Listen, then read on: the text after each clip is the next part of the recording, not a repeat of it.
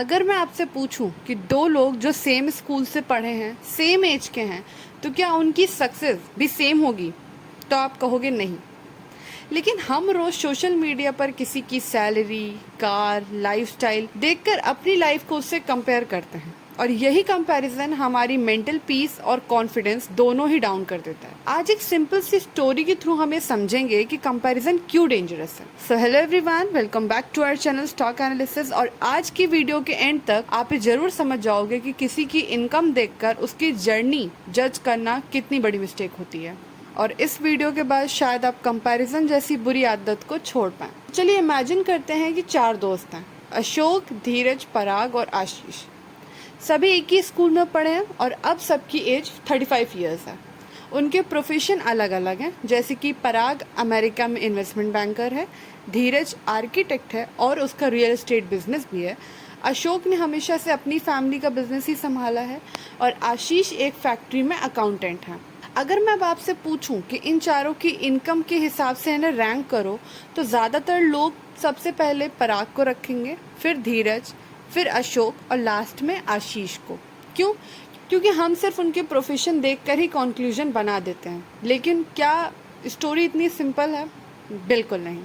अब इनकी real life देखते हैं। सबसे पहले धीरज। धीरज के फादर एक शॉप में पोर्टर थे और उनकी माँ गांव में मेड का काम करती थी। पैसे कम थे, रिसोर्सेस कम थे और अपॉर्चुनिटी भी कम थी। फिर भी धीरज ने स्ट्रगल किया, पढ़ाई की और आज एक सक्सेसफुल आर्किटेक्ट और बिजनेसमैन बन गया। अब आशीष की बात करते हैं।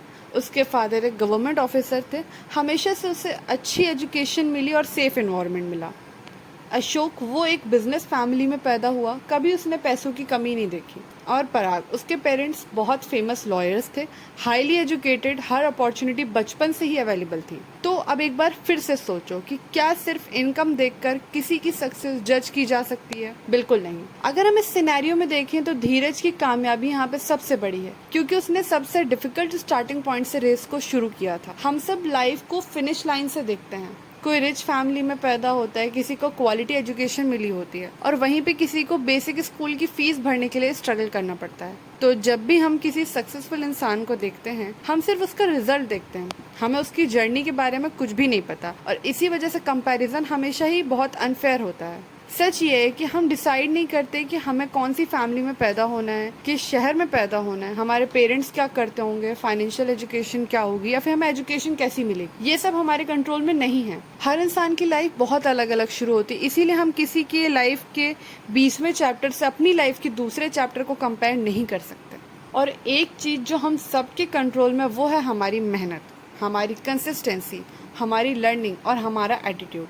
हमारा बैकग्राउंड ही डिसाइड नहीं करेगा कि हमारी डेस्टिनी क्या होगी, लेकिन हम डेली क्या करते हैं, हमारी कंसिस्टेंसी कैसी है, क्या हम अपनी स्किल्स को इम्प्रूव कर पा रहे हैं, अपनी डिसिप्लिन को मेंटेन कर पा रहे हैं।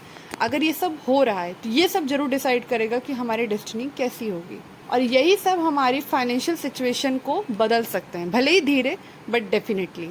तो याद रखें, कंपैरिजन मोटिवेशन नहीं देता है, वो फ्रस्ट्रेशन देता है। दूसरों की लाइफ देखने से बेटर है कि आप अपनी लाइफ में फोकस करें और उसे अच्छा बनाएं। तो अगर आपको ये वीडियो वैल्यूएबल लगी हो तो लाइक करें, शेयर करें और चैनल को सब्सक्राइब करें। मिलते हैं नेक्स्ट वीडियो में, तब तक के लिए थैंक्स फॉर वॉचिंग। जय हिंद, जय भारत।